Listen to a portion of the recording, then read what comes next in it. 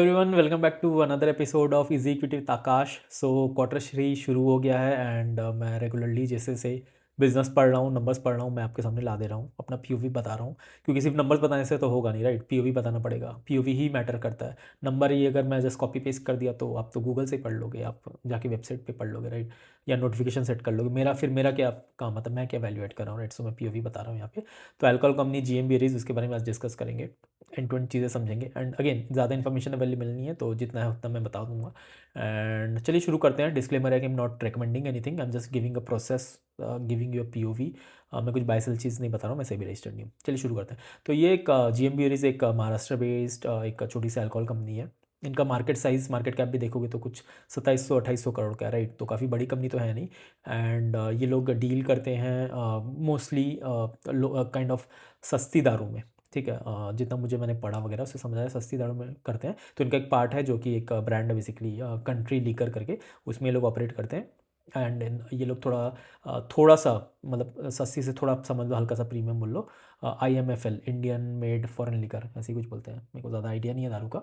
But हाँ, IMFL, हाँ, Indian made foreign liquor, इसमें काइंड ऑफ ये लोग ऑपरेट करते हैं। एंड ये mostly Maharashtra region kind of player है। तो अब आप वही देखो कि ये जो सेक्टर है ना, ये सेक्टर काइंड ऑफ काफ़ी हेविली व्हाट डू से मतलब गवर्नमेंट रेगुलेटेड है, राइट? मतलब आप एंट्री बैरियर काफ़ी ज़्यादा हो जाती है, राइट? तो ये एक चीज़ है। एंड अगेन महाराष्ट्र में ही है सिर्फ।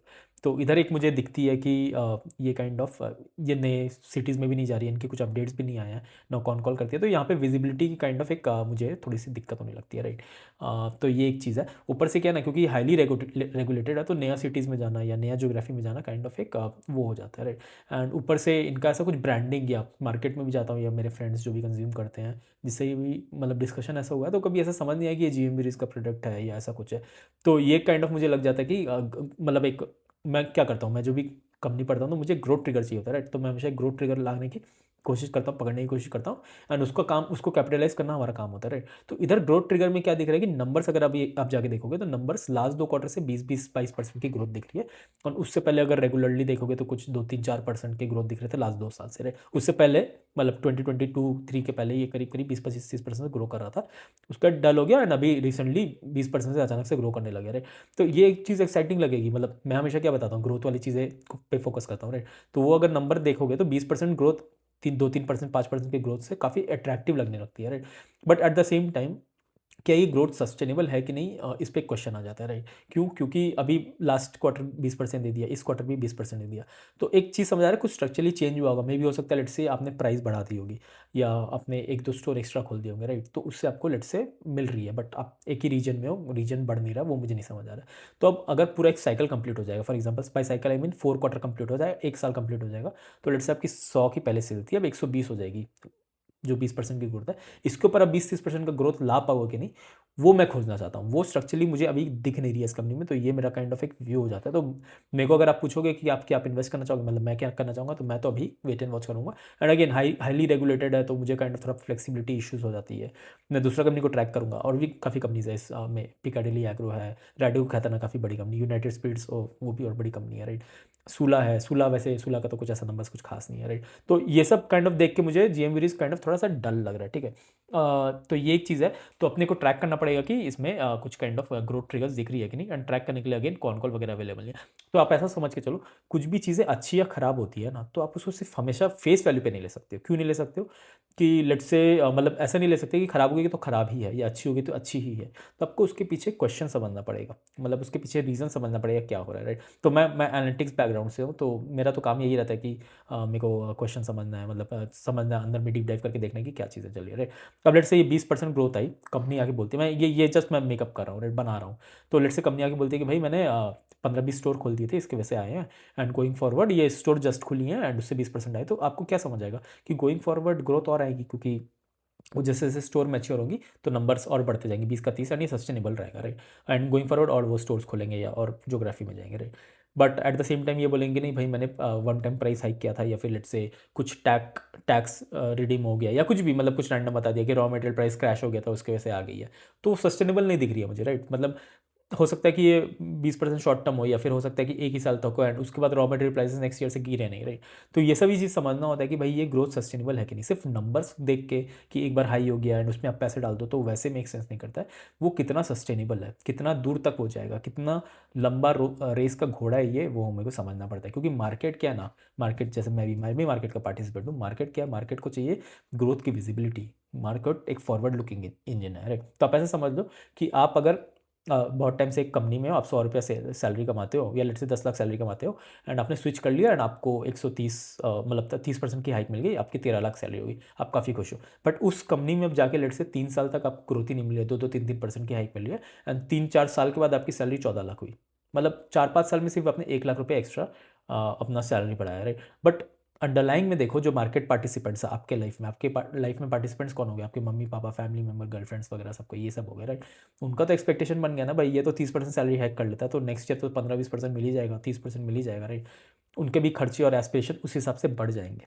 तो एंड उसके साथ साथ इन्फ्लेशन भी आ जाती है, राइट। तो वही वाली चीज़ मार्केट में भी होती है। मतलब मैंने जो सैलरी वाला एग्जाम्पल दिया, आप इसको मार्केट में भी ले आओ कि अब GM ब्यूरीज आके बोल दे रहा है कि भाई मेरा तो रेवेन्यू बढ़ गया 20% से, बट हमें पता नहीं है कि क्या है। तो सस्टेनेबल होगा कि नहीं, वो मेरे को खोजना। अगर वो होगा तो फिर मैं तो दबा के पैसे डालूंगा, मेरे को समझ आएगा, और प्रोवाइडेड यही बेस्ट कंपनी दिख रही है इस सेक्टर में इन टर्म्स ऑफ ग्रोथ, तो मैं अच्छे से पैसे डालूंगा, राइट। बट मुझे अभी समझ नहीं आ रही तो मैं काइंड ऑफ रिफ्रेन करूंगा। Again I am not recommending और इन्फ्लुएंसिंग एनीवन, मैं बस बता रहा हूँ कि मैं किस लाइन में सोच रहा हूँ, राइट।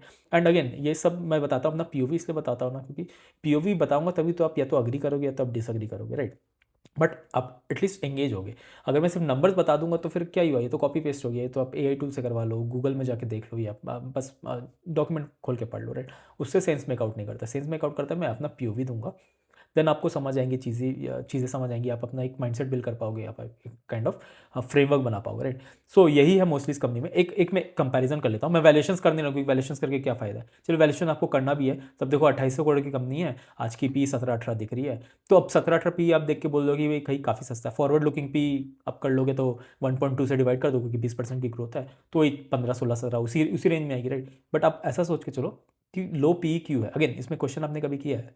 तो मेरे हिसाब से लो पी इसलिए है क्योंकि ना गोइंग मतलब पास्ट में क्या था ना, मैं बोलता हूँ फॉरवर्ड लुकिंग इंजन है मार्केट, बट आप ऐसा सोचो कि पास्ट में 4-5% से ही ग्रोथ आ रही थी, राइट। तो उस 4-5% का ग्रोथ जब पास्ट में था कंपनी, तो मार्केट सोचता था कि 4-5% से ही ग्रो करते रहेगा, तो इसको चलो लो पी देते हैं, क्योंकि ये तो नहीं करता ग्रो भी, मतलब बस बिलो एवरेज टाइप ऑफ, या लेट्स से ऑलमोस्ट मतलब वेरी बिलो एवरेज कंपनी है, राइट। तो मैं इसको ग्रोथ नहीं दूंगा। अब 20% आई है, अब लेट्स से पूरा 4 क्वार्टर भी 20% आई, तो मे भी हो सकता है कंपनी को थोड़ा सा री-रेटिंग हो जाए, 20 PE हो जाए या 20 PE हो जाए, वट एवर, कुछ एक काइंड ऑफ एक रेंज में चल जाए।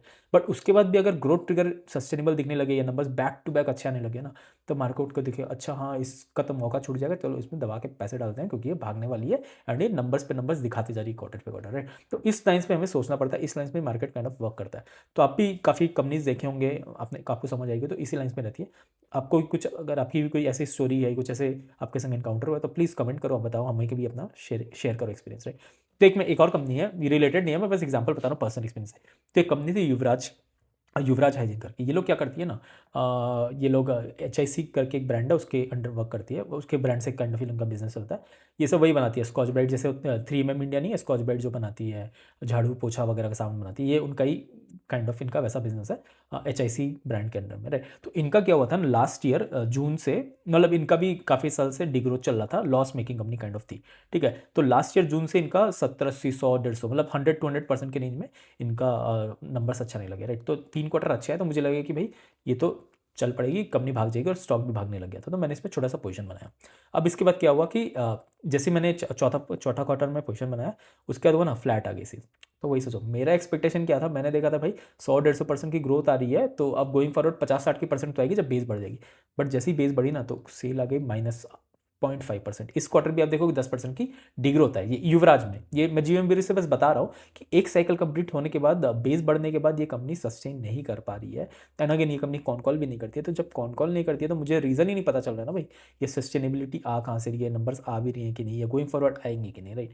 तो ये काइंड ऑफ इंपॉर्टेंट हो जाता है। इसमें मैंने काइंड ऑफ लॉस में ही इसको बुक किया था। तो इससे मुझे एक आइडिया मिलता है कि भाई कॉन कॉल कितना इंपॉर्टेंट हो जाता है, पढ़ना समझना, कि कोई भी चीज़ें अगर अच्छी हो रही है नंबर्स, या ख़राब हो रही है, उसकी विजिबिलिटी मैनेजमेंट ही आके देगी। हम लोग एक काइंड ऑफ कैलकुलेटेड माइंड में बेट बना सकते हैं कि ये चीज़ें हुई होंगी, एंड उसके अकॉर्डिंगली पोजीशन बना सकते हैं, थोड़ा सा इन्वेस्टमेंट कर सकते हैं, अकॉर्डिंगली समझ आए तो रख लो या काट लो, जो भी वैसे कर सकते हैं। बट जब तक मैनेजमेंट आगे नहीं बताता ना, तो एक मुझे बड़ा विश्वास नहीं होता कि मैं इसमें ज़्यादा पैसे नहीं डाल पाऊंगा या डाल पाऊंगा, राइट। तो उस काइंड ऑफ मेरा माइंडसेट से एक काइंड ऑफ फ्रेमवर्क बनता है इन्वेस्टिंग का। तो अगर आप इससे रेजोनेट कर पा रहे हो तो आप प्लीज़ कमेंट करो, और नहीं कर पा रहे हो तो भी कमेंट करो, राइट। तो यही काइंड ऑफ मेरा एक रहता है, एंड यही बताना था मुझे जीएम सीरीज के काइंड ऑफ एग्जांपल से कि 20% growth is okay, it's good from past record, but क्या सस्टेनेबल है कि नहीं वो तो टाइम ही बताएगा, राइट। तो उसके लिए हमें को वेट एंड वॉच करना पड़ेगा। अगर समझ आता है तो आप देखो, नहीं समझ आता है तो भी आप जो भी जैसा करना करो, but I am not recommending. तो चलिए, लंबा हो गया काफ़ी video, and on that note let's keep it here.